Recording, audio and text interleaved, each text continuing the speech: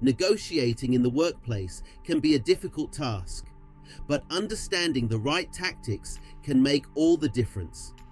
This chapter covers key strategies to get the other side to the negotiation table, as well as effective techniques for the actual negotiation process.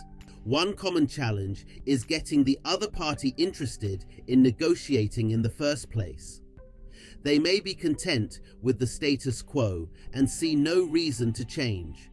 In these cases, it's important to demonstrate that you have something desirable to offer in return. For example, if your boss is reluctant to give you time to work on improving the company's inventory system, you could explain how an upgraded system would help solve issues like lost sales from out-of-stock conditions. Putting a price on the status quo can also motivate reluctant negotiators by showing them the costs of not negotiating. Throughout the negotiation process, it's important to constantly evaluate and adjust your approach. Framing the discussion in a way that aligns with the other party's interests can go a long way. Once you've managed to get the other side to the bargaining table, it's important to set the right tone and establish a collaborative atmosphere.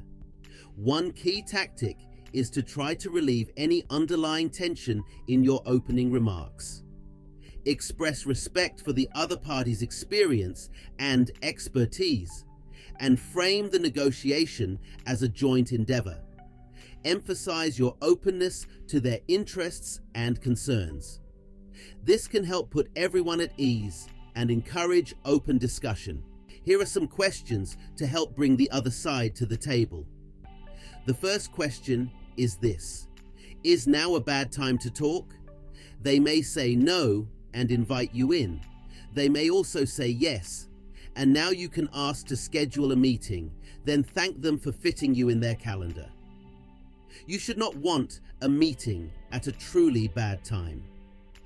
The second question is this: is it a ridiculous idea to? Use this in place of, is it a good idea to? Simple word changes can create large changes in negotiations. For example, you can ask, are you against XYZ, whatever it may be, instead of, are you in favor of, or would you like to do this? Next, this proven question will reopen negotiations that have gone cold. Have you given up on whatever you were working on? This has to be something they've already started on. You use this when they are ghosting you or they've gone silent on you. This will restart your conversation. And what makes it work? If they've gone silent on you, you've been doing something to contribute to them going silent. You've probably been explaining, you've probably been pitching, you've probably been educating. Stop all these things. Restart the conversation with this one-time shot. And then your very next move is you got to get a "that's right" out of them. How do you get "that's right"? You summarize their perspective, particularly their reservations, their reasons for not doing it, what they're up against, the difficulty of what they might be facing, and then go dead silent. If you can't get a "that's right" out of them, at that point, you've got to say, it sounds like I've left something out. Then silence. The negotiating environment itself can also impact the mood. Providing coffee, snacks, and engaging in some small talk at the beginning can help break the ice and allow the different sides to get to know each other better. This can be beneficial even in a more competitive scenario, as it helps build relationships and trust. It's also important to pay attention to the other side's communication style and match it appropriately. If they are very formal, you may want to avoid speaking too casually. Conversely, if they are more informal, using relatable metaphors can help put them at ease. Once you've established the right tone, move on to setting the agenda and explicitly discussing the negotiation process. This ensures everyone has a common understanding of the issues to be covered and the expected flow of the discussion. Some may assume there will be haggling, while others expect proposals up front. Understanding these differences can provide valuable insights into the other party's negotiating approach. Throughout this opening phase, be sure to listen carefully. The other side's discussion of the process will reveal a lot about their negotiating style. Then, when the time is right, you can start sharing your own interests and concerns, as long as the exchange is reciprocal. Opening up builds trust and can help pave the way for you to be successful. Another key tactic is to resist the power of that initial offer as a psychological anchor. When there is a lot of uncertainty around the value of something, like a new piece of equipment for the office, the first person to put a number on the table can significantly influence the rest of the negotiation. To counteract this, you'll want to do your homework ahead of time. Gather objective information about comparable prices or industry standards, so you have a solid basis for evaluating the initial offer. This helps reduce the uncertainty that makes anchoring so effective. For example, let's say your manager offers you a 3% raise during your annual review. Instead of just accepting that number, you could research typical pay increases in your field and come prepared with data showing 5% is more common. This gives you a stronger foundation to negotiate from. If the initial offer still seems unreasonable, try to steer the conversation away from specific numbers at first. Focus on discussing interests, concerns, and the overall goals rather than getting stuck on a single figure. This can help prevent the anchor from taking hold. Once you've had a chance to gather more information and build your case, you can then present your own proposal, supported by solid reasoning. The key is not to get caught up reacting to their first move.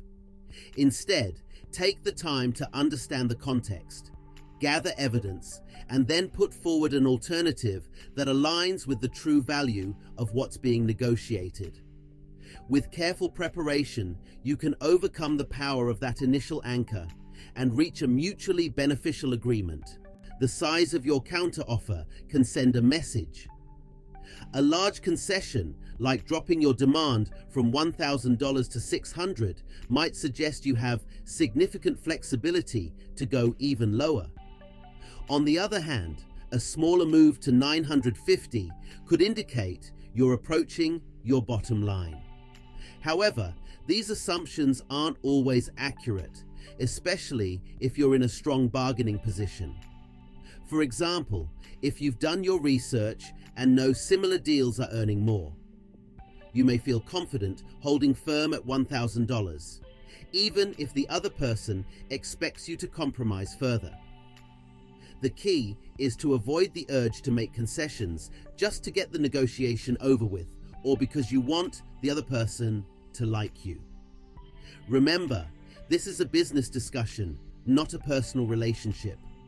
Before making any offers, consider your alternative and what you're willing to accept. That way, you can negotiate from a position of strength rather than feeling pressured to give in. One tactic you could use to put pressure on your manager is to attach an expiration date to your offer. This would force your manager to make a decision rather than allowing them to sit on your offer while waiting for a better one. Offering alternative proposals can be an effective negotiation tactic as well. Let's say you're a salesperson trying to close a deal with a client, Jane. You could start by presenting Jane with two options. I can offer you our premium package for $1,000 or the standard package for $800. Which one would you prefer? This gives Jane a choice instead of feeling like you're forcing a single option on her. By presenting alternative proposals, you're allowing Jane to compare the options against each other, rather than just comparing them to her original goals. This can make her feel less pushed into a corner and more open to negotiating. Additionally, if Jane shows a clear preference for one of the proposals, you can use that information to infer what's important to her. For example, if she seems more interested in the premium package, you might guess that she values the additional features it offers, even if she tries to negotiate the price down. When crafting your alternative proposals, be sure to assess the value of each option for both you and Jane. Consider whether reducing the price of one option could be offset by enhancing another, such as offering a longer warranty or additional training. By using this tactic, you can make the negotiation process feel more collaborative and increase the chances of reaching an agreement that satisfies both parties. Here are some tips for active listening during negotiations. Keep your eyes on the speaker. This shows you are engaged and focused on what they are saying. For example, when discussing a new contract with a client, make eye contact as they explain their needs and concerns. If this is difficult for you, look at their forehead. It has the same effect. Take notes as appropriate. Writing down key points can help you remember important details for later reference. This leaves your mind engaged in the moment. For instance, during a salary negotiation with your boss, jot down the reasons they provide for their proposed pay increase. Avoid thinking about your response until the speaker is finished. This ensures you fully listen and understand their perspective. For example, when a co-worker is explaining a project timeline, don't start formulating your feedback until they've finished speaking. Pay attention to the speaker's body language. Their non-verbal cues can provide additional context. Notice if a supervisor seems tense or uncomfortable when discussing a problem on your team. Ask follow-up questions to get more information and show you're listening. For example, if a client mentions a tight deadline, ask, what is the reasoning behind that timeline? Restate what you've heard in your own words to confirm your understanding. This is the best way to get to. That's right. For instance, when negotiating with a vendor, say, so it sounds like the key concern for you is the delivery schedule. Then wait for the response. Maintain a courteous, empathetic tone throughout the negotiation. If a discussion with your manager becomes tense, acknowledge the difficulty of the situation with a statement like, I know this is a challenging topic for both of us. When you're negotiating a deal, such as a contract with a client or a new salary with your employer, there will likely come a point where you're satisfied with the negotiation and want to wrap things up. However, the other side may not be at the same point yet. It's important to handle the closing of the deal carefully to ensure both parties leave feeling good about the agreement. First, as you approach the final terms you're willing to accept, let the other negotiator know.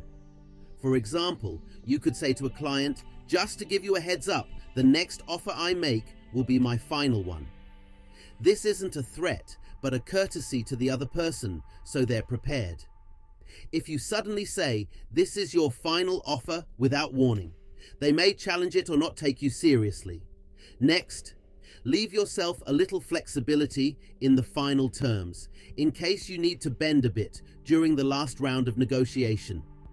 For instance, when negotiating your salary with your employer, don't give them your absolute best and last offer right away. Save that in case you need to make a concession. However, don't create so much flexibility that the other party will outright reject the deal. If you've reached an agreement that's acceptable to both sides, discourage the other negotiator from seeking additional concessions. Let them know that any adjustments in their favor would need to be balanced by adjustments in your favor. For example, you could say to a client, If we reopen that issue, we'll have to renegotiate the whole deal for it to work for me. Finally, be sure to document the agreed upon terms, even if it's just an informal agreement in principle. This helps avoid future disputes or confusion about what was decided. It provides a common reference point for both parties as the deal moves forward, whether it's a contract with a client or a new employment agreement. By following these steps, you can successfully close a negotiation at work in a way that leaves both sides feeling satisfied with the outcome. It's important to avoid rushing into a deal too quickly, even if the first proposal seems acceptable. It's crucial to take the time to gather more information and find a solution that benefits both parties. When presented with an initial proposal, it's a good idea to signal that it's worth considering, but also mention that it could potentially be improved by learning more about each other's interests and concerns. This opens the door for further discussion and the exploration of mutually beneficial options. For example, let's say a sales representative is negotiating a contract with you, a new client. The salesman has provided an initial offer, but you feel there might be room for improvement. Instead of immediately accepting the offer, you could say, "The proposal you've presented is certainly worth considering, but I'd like to learn more about your offer." This encourages further dialogue and the exchange of information, which can lead to a more favorable outcome for both parties. Additionally, it's helpful to move the discussion from a specific issue to a more general description of the problem. Then explore theoretical solutions, and finally, return to the specific issue at hand. This approach allows for a more comprehensive understanding of the situation and can uncover new opportunities for cooperation. It's also beneficial to engage in joint brainstorming sessions with the other party. This collaborative approach can generate creative alternatives that neither side may have considered on their own. It's important to establish ground rules that encourage the free expression of ideas without fear of immediate criticism or disapproval. This open and non-judgmental environment fosters creativity and can lead to innovative solutions. Remember, the goal is to find a mutually beneficial agreement that satisfies the interests of both parties.